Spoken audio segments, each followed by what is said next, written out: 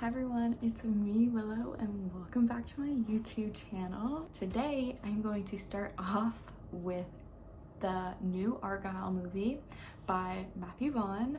So I'm going to do a review on that today. I did do a little clip right after I saw the movie, so I'm going to insert that in here. I did film it vertically.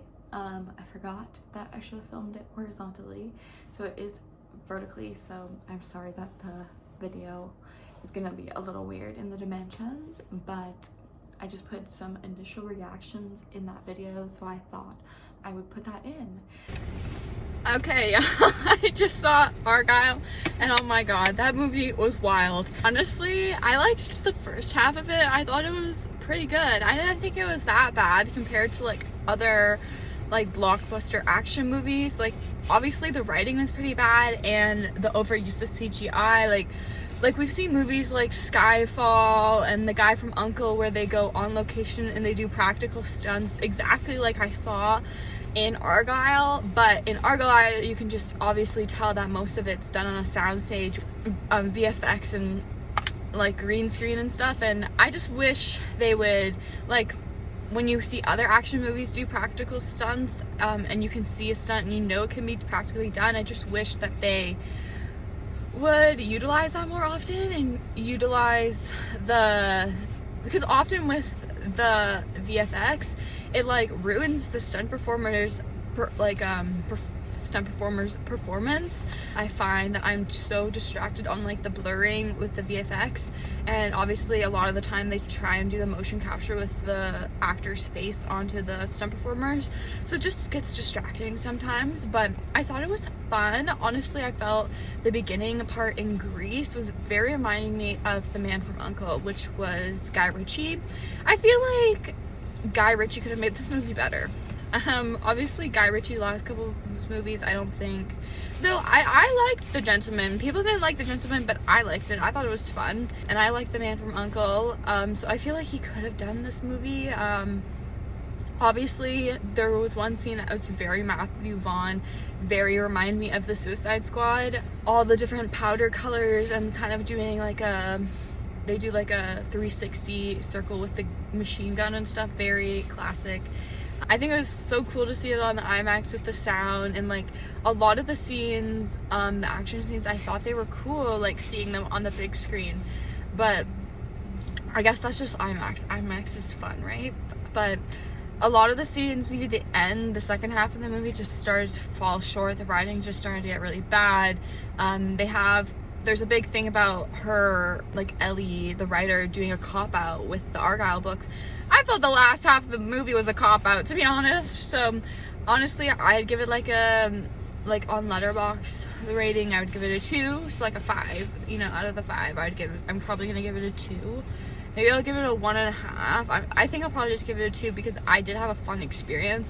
I thought some of the jokes were really funny. The head stomping joke was great.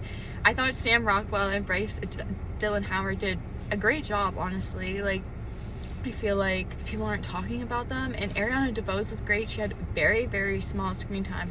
She just fucking won an Oscar, and she had the smallest screen time out of like basically everybody. Catherine O'Hara was great. I thought Bryan Cranston was great. Everybody was great with what they were given.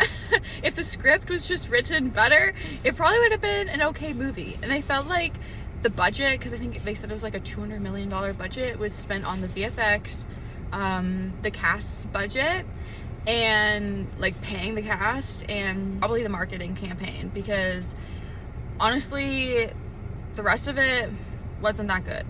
But I still liked it. I probably would only see it on streaming maybe if I was bored in the future, but you never know. It was slim pickings in February, first week of February, to see movies, and I wanted to go on the Tuesday because they're doing the $5 Tuesdays. So I got to see an IMAX for $7 for my membership price with the CM Plus, and because it was the $5 deal. So all these deals, and I paid with the CM points, so I got it for free anyway. So it was a fun experience because of all of that. Overall, I thought the movie was generally okay. Definitely since COVID, I would say the blockbusters have been getting less and less in quality. I would say Argylle is like definitely a victim of that. It's not, you can't separate itself.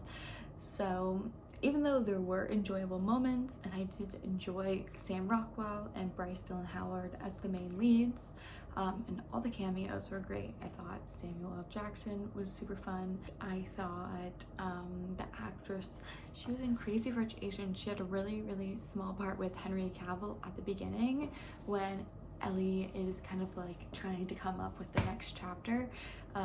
She had a really small role, but I thought it was great. I saw her. I wish she would get cast in more stuff because I really liked her villain character in Crazy Rich Asians.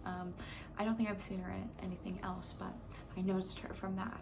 And honestly, I kind of was watching the movie through a satire lens, to be honest. Like, I was taking it as, you know, Apple Studios was like, let's make a satire big blockbuster and let's do all the cliche stuff that's gonna happen in it. And because obviously there's a whole background story with the creation of this media, I think the real question is, who asked for this movie? Because I don't think it was the fans.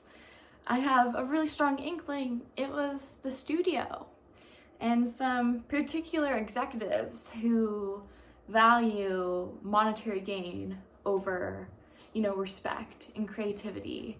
So yeah, you know, that's just like my thoughts on the movie overall. I thought it was fine.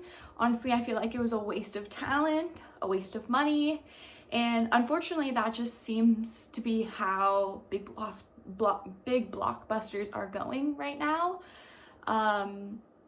So yeah, as a big superhero fan, a big blockbuster fan, like that, big blockbusters are really what got me into movies. Harry Potter was one of the first things that got me into movies. Star Wars really piqued my creativity with film and learning about behind the scenes and stuff like that. So I definitely fear, but also have lots of excitement for 2024 and 2025, 2026, just with how the strikes went, you know, last year, a lot of the AI and, you know, even further than the AI, just the treatment in general, a lot of the agreements that were made were not what the workers were asking for. So they're kind of just, you know, negotiations at that point, and they just kind of had to settle so they can get back to work. They had no money.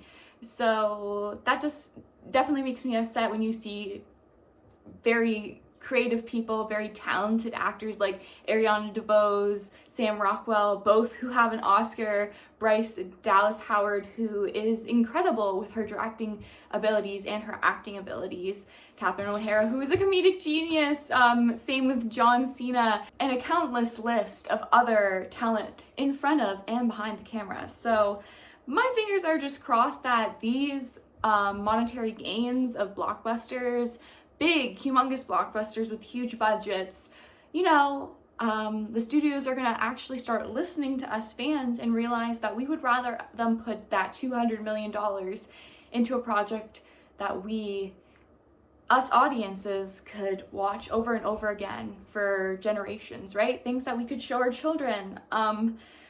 I'm probably most likely not even gonna ever watch Argylle again. I'm not gonna show my kids it, and my kids aren't gonna show their kids. So that's not the Star Wars of my generation. So let's just see how the rest of 2024 goes.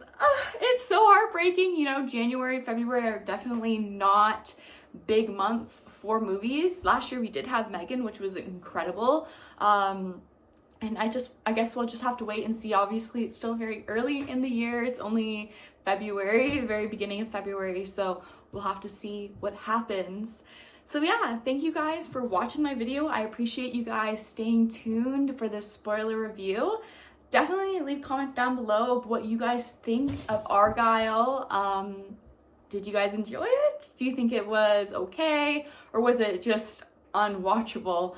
I'd really like to know your guys' opinions, so definitely leave a comment. If you guys liked my video, please leave a thumbs up because that helps my channel a lot, and subscribe if you'd like to see some more movie related videos in the future.